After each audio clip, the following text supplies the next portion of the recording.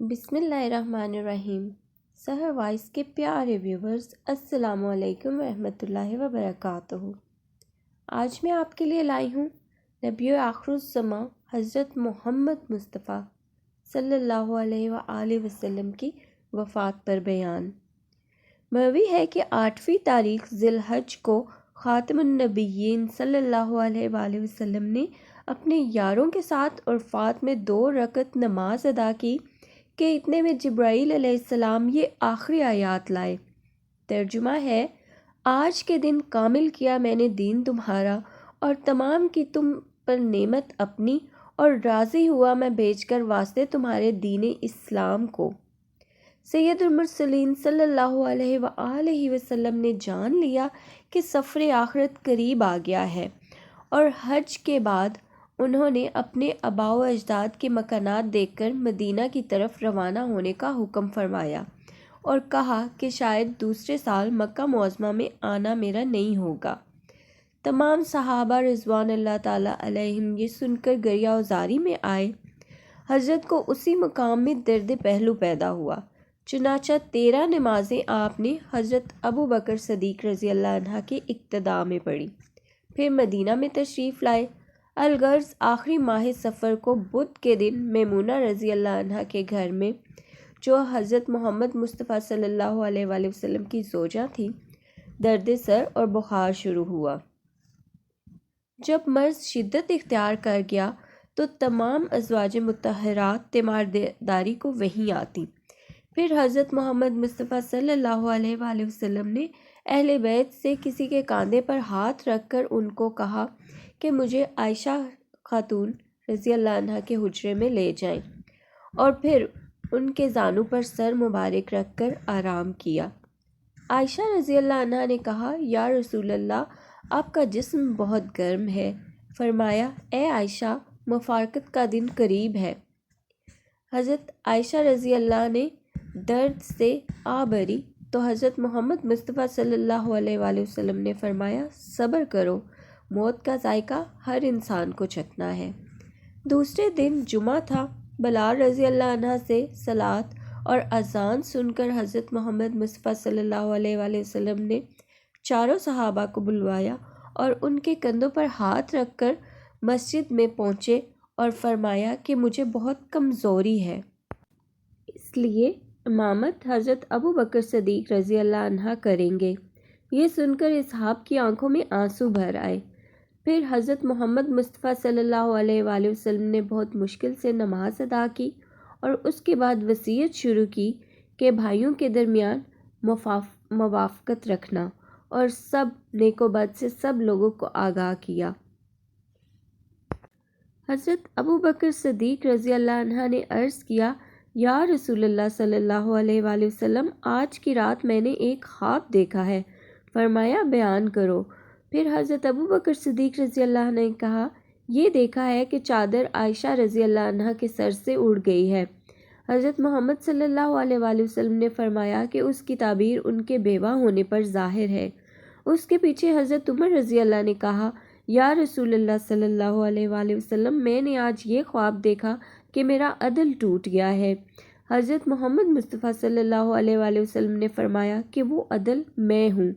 پھر حضرت عثمان رضی اللہ عنہ نے کہا: یا رسول اللہ صلی اللہ علیہ وآلہ وسلم، میں نے خواب دیکھا کہ ایک ورق قرآن شریف سے ہوا پر اڑ گیا ہے۔ فرمایا: اے عثمان رضی اللہ عنہ، قرآن کا وہ ورق اور اس کی عبارت میرے روح سے ہے کہ تن سے ہوا ہوگی۔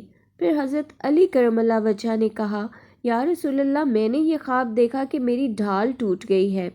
تو آپ نے فرمایا کہ تیری ڈھال میں تھا اور اس کا ٹوٹنا میرا اس دار فانی سے جانا ہے۔ پھر حسین رضی اللہ نے کہا: یا جدی، ہم نے خواب دیکھا کہ ایک درخت بزرگ گر پڑا۔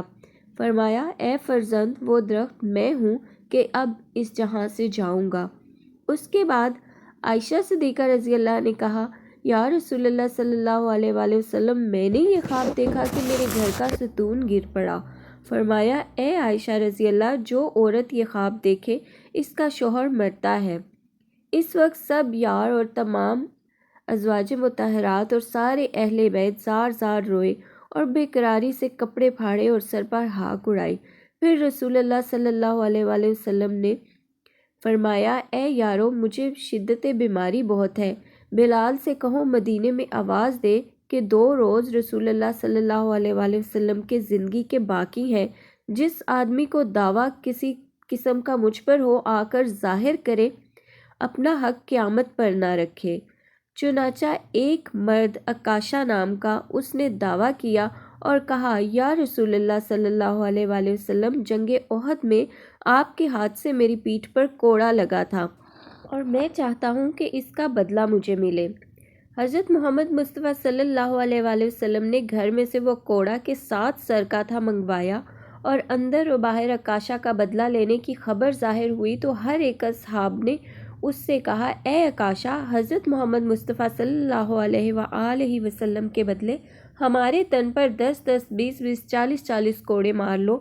پر حضور صلی اللہ علیہ وآلہ وسلم کو جو شدت بیماری میں ہیں بخش دو۔ وہ راضی نہ ہوا۔ تب حضرت محمد مصطفیٰ صلی اللہ علیہ وآلہ وسلم نے عکاشہ کے ہاتھ میں کوڑا دیا اور کہا، جتنا چاہے مار لو۔ عکاشہ نے درہ لیا اور کہا، اے خواجہ عالم، میں نے ننگی پیٹھ پر کوڑا کھایا تھا اور آپ کپڑے پہنے ہیں۔ پیغمبر خدا نے پیراہن اتارا۔ اس وقت حاضرین مجلس روتے تھے اور کہتے تھے، عکاشہ، تو نے آخر ہم سب کی بات نہیں مانی۔ چنانچہ عکاشہ پشت مبارک کے نزدیک آ کھڑا ہوا، مہر نبوت کی زیارت کی، جھٹ بوسہ دیا، آنکھوں سے لگایا اور پھر کوڑا ہاتھ سے پھینک کر قدم مبارک پر گرا اور کہا، اے سید المرسلین، مجھ کمینے کی کیا طاقت ہے کہ آپ کے غلاموں کی پشت تک کوڑا لے جا سکوں؟ میں کمینہ نالائق آپ کی درگاہ کا ہوں۔ میری پیٹھ پر جس روز تازیانہ لگا تھا میں نے اسی روز بخش دیا تھا۔ اب عرض میری یہی تھی کہ اس ہیلے سے مہر نبوت کی زیارت کروں اور آتش دوزخ سے بے فکر رہوں۔ رسول خدا صلی اللہ علیہ وآلہ وسلم نے فرمایا، اے عکاشہ، زہ نصیب تیرے کہ آگ دوزخ کی تجھ پر حرام ہوئی۔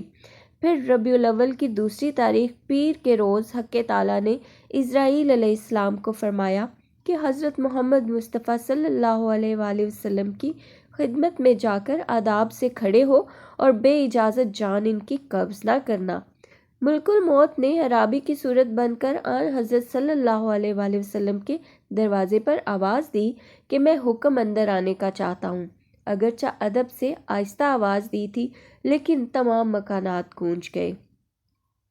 حضرت فاطمہ رضی اللہ نے کہا، اے عرابی، اس وقت جا کر حضرت کو عالم بے ہوشی ہے اور تکلیف سے بے چین ہے۔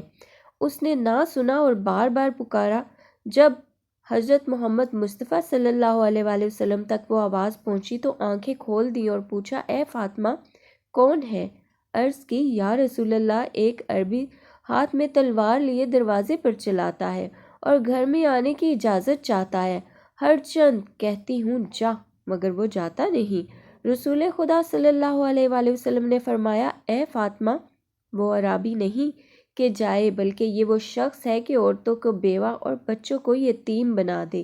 اس کو گھر میں بلاؤ۔ پھر ملک الموت نے آ کر سلام کیا اور ادب سے کھڑے ہوئے۔ حضرت صلی اللہ علیہ وآلہ وسلم نے فرمایا، اے برادر اسرائیل، میری زیارت کو آئے ہو یا جان قبض کرنے؟ تو کہا، یا رسول اللہ، جان قبض کرنے کو آیا ہوں، مگر آپ کے حکم سے۔ حضرت محمد مصطفیٰ صلی اللہ علیہ وآلہ وسلم نے فرمایا، ٹھہرو کہ جبرائیل آئے۔ جب جبرائیل علیہ السلام آئے تو رسول خدا صلی اللہ علیہ وآلہ وسلم نے فرمایا، جبرائیل، فرمان الہی تھا کہ میری عمر 90 برس کی ہوگی، ابھی تو 63 برس گزرے ہیں۔ جبرائیل علیہ السلام نے عرض کیا کہ 27 برس آپ کی معراج میں گزرے، اور کہا، حکم الہی یوں بھی ہے کہ اگر دنیا میں رہنا منظور کرو تو جتنی عمر چاہو عنایت کر دوں۔ حضرت محمد مصطفیٰ صلی اللہ علیہ وآلہ وسلم نے پوچھا کہ مرضی الہی کس میں ہے؟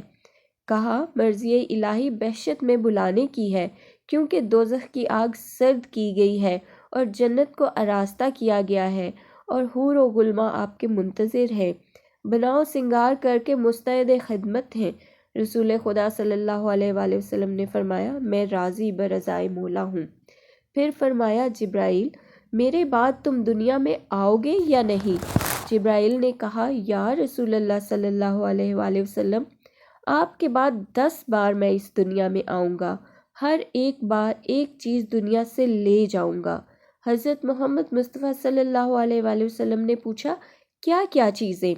کہا یا رسول اللہ صلی اللہ علیہ وآلہ وسلم، اول بار آ کر صبر کا گوہر اس دنیا سے لے جاؤں گا، دوسری بار آؤں گا تو شرم کا گوہر اس دنیا سے لے جاؤں گا، تیسری بار گوہر محبت، چوتھی بار گوہر عدل، پانچویں بار گوہر برکت، چھٹی بار گوہر سخاوت، ساتویں بار گوہر صداقت، آٹھویں بار گوہر حلال، نویں بار گوہر علم، اور جب 10ویں بار اس دنیا میں آؤں گا تو قرآن مجید کی برکت اس دنیا سے لے جاؤں گا۔ یہ 10 چیزیں لے جاؤں گا، پھر آثار قیامت ظاہر ہوں گے اور اسرافیل علیہ السلام سور پھونکیں گے۔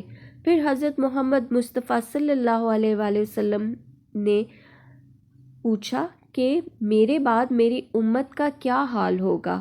حق تعالیٰ نے فرمایا کہ حضرت محمد مصطفیٰ صلی اللہ علیہ وآلہ وسلم سے کہو کہ آپ کی امت آپ مجھے سونپ دیں تو قیامت کے دن صحیح سلامت آپ کو دوں گا کہ آپ خوش ہو جائیں گے۔ تو آپ صلی اللہ علیہ وآلہ وسلم نے فرمایا الحمدللہ۔ پھر پوچھا اے جبرائیل علیہ السلام، میری میت کو غسل کون دے گا اور کفن کون پہنائے گا اور نماز جنازہ کون پڑھے گا اور کہاں دفنایا جاؤں گا؟ جبرائیل علیہ السلام نے درگاہ الہی میں جا کے دوبارہ واپس آئے اور کہا کہ یوں فرمان ہوا ہے کہ ابو بکر صدیق رضی اللہ عنہ امامت کریں گے، علی غسل دیں گے اور کفن پہنائیں گے، اور عائشہ صدیقہ رضی اللہ عنہ کے حجرے میں دفن ہو کر آپ آرام فرمائیں۔ پھر حضرت محمد صلی اللہ علیہ وآلہ وسلم نے وصیت کی، اے میرے عزیزو، حلال و حرام میں فرق جاننا اور مال کی زکوٰۃ دینا اور فقیروں کو محروم نہ چھوڑنا، اور اپنی بیوی اور بچوں اور یتیم اور ہمسایہ پر شفقت کرنا اور تکلیف نہ دینا۔ اس وقت سب حاضرین مجلس کا غم ہے، عجب عالم تھا کہ نقشے دیوار ہو گئے تھے۔ خصوصاً حضرت فاطمہ رضی اللہ عنہ کو حضرت محمد صلی اللہ علیہ وآلہ وسلم نے فرمایا اے جگر گوشہ میری، رنج نہ کھاؤ کہ 6 مہینے بعد تم بھی میرے پاس آؤ گی۔ اس دم خاتون جنت کو تسکین ہوئی۔ پھر حضرت محمد مصطفیٰ صلی اللہ علیہ وآلہ وسلم نے فرمایا اے اسرائیل، اب اپنا کام شروع کرو۔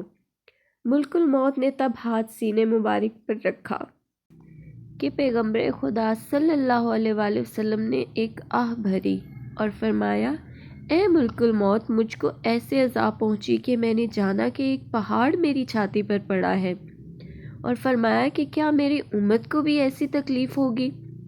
اسرائیل نے کہا یا رسول اللہ صلی اللہ علیہ وآلہ وسلم، میں تو آپ کی روح مبارک بہت آسانی سے قبض کر رہا ہوں۔ حضرت محمد مصطفیٰ صلی اللہ علیہ وآلہ وسلم نے فرمایا اے اسرائیل، جتنی سختی اور تکلیف جان کندنی کی ہے امت کے عوض مجھ کو دو، لیکن میری امت کو جان قبض کرنے کے وقت ذرا ایذا نہ دینا، کیونکہ وہ بہت ضعیف اور کمزور ہے۔ تب ملک الموت نے عہد کیا کہ جو کوئی آپ کی امت میں سے بعد نماز فریضہ کے آیت الکرسی پڑھے گا، اس کے جان ایسی آسانی سے قبض کروں گا جیسے سوتے ہوئے بچے کے منہ سے ماں اس کی چھاتی نکال لے اور اس کو خبر بھی نہ ہو۔ پھر خاتم النبیین صلی اللہ علیہ وآلہ وسلم اجمعین نے آخری وصیت یہ کی کہ اے لوگو، بدی نہ کرنا اور سینہ کے آئینہ کو زنگ کینہ سے پاک رکھنا۔ اس کے بعد صحابہ رضی اللہ نے پوچھا یا رسول اللہ صلی اللہ علیہ وآلہ وسلم، قیامت کب آئے گی؟ حضرت محمد مصطفیٰ صلی اللہ علیہ وآلہ وسلم نے کچھ جواب نہ فرمایا مگر اشارے کے لیے شہادت کی انگلی کو اٹھایا۔ کسی نے جانا کہ بعد 1 برس کے، کوئی سمجھا بعد 1000 برس کے، اور کتنوں نے کہا کہ حال اس کا وہی معبود برحق جانتا ہے اور کوئی نہیں۔ بس اتنے میں حضرت محمد مصطفیٰ صلی اللہ علیہ وآلہ وسلم کی جاں مبارک اپنی بحق تسلیم کی اور تمام حاضرین نے کہا انا للہ و انا الیہ راجعون۔ اس دم یار اور اصحاب اور اہل بیت وغیرہ کے لیے ماتم اور غم سے جو حالت تھی کیا ممکن ہے کہ اس بارے میں کچھ بیان ہو سکے؟ کئی روز تک صحابہ رضی اللہ عنہم پر عالم بے ہوشی رہا۔ بہر صورت اسی حال میں حضرت ابو بکر صدیق رضی اللہ عنہ کے فرمانے سے حضرت علی رضی اللہ عنہ نے غسل دیا اور جنازہ رسول مقبول صلی اللہ علیہ وآلہ وسلم کا تیار ہوا۔ ملک ملک کے آدمیوں نے حضرت صلی اللہ علیہ وآلہ وسلم کی نماز جنازہ ادا کی اور زمین اور آسمانوں کے تمام فرشتوں نے پڑھی۔ پھر حضرت عائشہ رضی اللہ عنہ کے حجرے میں دفن کیا گیا۔ آج کی ویڈیو یہیں تک، ملتے ہیں دوبارہ ایک نئی ویڈیو کے ساتھ، تب تک کے لیے اللہ حافظ۔